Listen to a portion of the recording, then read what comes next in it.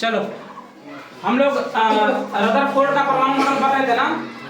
तो देखो रदरफोर्ड के परमाणु मॉडल में हम लोगों ने पिछले क्लास में क्या पढ़ा था, सोने के पन्नी का प्रयोग करा था जिसमें से अल्फा कण को गुजारा गया। तो पता चला कि जो पूरा कण है ना वो सीधे निकल गए, कुछ ही कण ऐसे हुए, मतलब 1000 कणों में से कुछ ऐसे कण हुए जो क्या हो गए, मतलब विक्षेपित हुए। 1000 था कि 12000 था?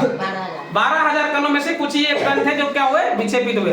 तो 12000 कणों में से एक कण ही विक्षेपित हो पाए थे, जबकि उनका एक्सपेक्टेशन बिल्कुल अलग था। रदरफोर्ड का एक्सपेक्टेशन बिल्कुल अलग था। तब जाकर के उन्होंने इस प्रयोग को आगे बढ़ाया और देखा कि आगे क्या होता है। तो अब देखो इस क्लास में जो हम पढ़ने वाले हैं कि अल्फा कण प्रकीर्णन प्रयोग के आधार पर रदरफोर्ड ने निम्न परिणाम निकाले। जब ये अल्फा कण का प्रयोग किए थे इसका भी कुछ उन्होंने परिणाम निकाला। पहला परिणाम क्या निकाला उन्होंने कि परमाणु के भीतर का अधिकतर भाग खाली है। उन्होंने क्या बोला कि परमाणु के भीतर का जो अधिकतर भाग है ना वो क्या है, बिल्कुल खाली है। दूसरा बोला कि क्योंकि अधिकतर अल्फा कण बिना विक्षेपित हुए सोने की पन्नी से बाहर निकल गए। इसका कारण उन्होंने दिया कि अधिकतर जो अल्फा कण थे ना बिना विक्षेपित हुए क्या हुआ, सोने की पन्नी से बाहर निकल जाते हैं। ठीक है ना। अब उन्होंने दूसरा बात क्या बताया, बोला कि बहुत कम कण अपने मार्ग से विक्षेपित होते हैं, जिससे यह क्या होता है कि परमाणु में धनावेशित भाग बहुत कम है। इससे क्या साबित हुआ कि जो परमाणु के अंदर धनावेशित भाग है वो क्या है, बहुत कम है। ठीक है। तीसरा निष्कर्ष उन्होंने यह निकाला कि बहुत कम अल्फा कण 180 डिग्री पर विक्षेपित हुए थे, जिससे यह संकेत मिलता है कि सोने के परमाणु का पूर्ण धनावेशित भाग और द्रव्यमान परमाणु के भीतर बहुत कम आयतन में सीमित है। जो धनावेशित कण है ना, जो धनावेशित भाग है वो द्रव्यमान परमाणु के भीतर बहुत कम आयतन में सीमित है, बिल्कुल बहुत ही छोटा सा स्पेस लेकर के वो सीमित जगह पे है।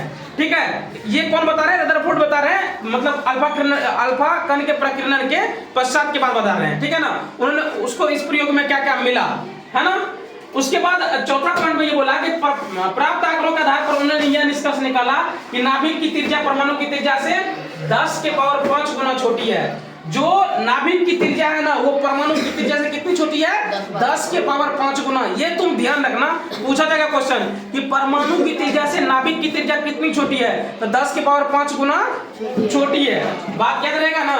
अब हम लोग एक चीज इसमें और पढ़ें कि अपने प्रयोग के आधार पर रदरफोर्ड ने परमाणु के नाभिक मॉडल प्रस्तुत किया जिसके निम्न लक्षण थे। इसी प्रयोग के आधार पर उन्होंने परमाणु के नाभिक का मॉडल प्रस्तुत किया। वो नाभिक के बारे में रदरफोर्ड ने ही बताया था। इसलिए नाभिक कल वाले क्लास हम लोग पढ़ रहे थे ना कि नाभिक का जनक उसको कहा जाता है। कल वाले क्लास हम लोग पढ़ रहे थे ना। तो अब नाभिक का पता उन्होंने कैसे लगाया। अब देखो परमाणु का केंद्र धनावेशित होता है जिसे नाभिक कहा जाता है। एक परमाणु का लगभग संपूर्ण द्रव्यमान नाभिक में होता है। एक परमाणु का टोटल जितना द्रव्यमान होता है, कहने का मतलब ये हुआ कि अगर मान लो यहाँ पे हम ये नाभिक बना दी, ठीक है, अब इसके बाहर इलेक्ट्रॉन घूम रही होगी ना, ये तो पता है हम लोगों को। अब कह रहा है कि जितना इलेक्ट्रॉन घूम रहा है, जितना द्रव्यमान का इलेक्ट्रॉन घूम रहा है ना, उसका पूरा द्रव्यमान यहाँ पे होगा, मतलब उसके नाभिक में उपस्थित होगा। बात समझ में आ रही ना।